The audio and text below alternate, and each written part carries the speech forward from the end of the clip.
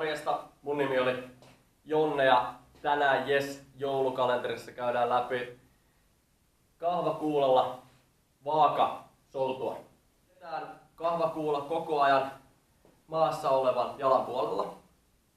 Nosta vastakkainen jalka ilmaan. Lähdet kumartaan ihan vaakatason, koko ajan keskivartalo on tiukkana ja lähdet tekemään soutu kuulalla. Ja nouse takas ylös. Ja uudestaan.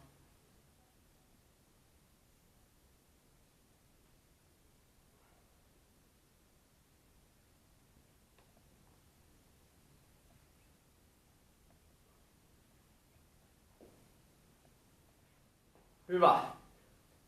Liikkeellä vahvistat takareisien lihaksia sekä parannat tasapainoa ja keskivartalon hallintaa.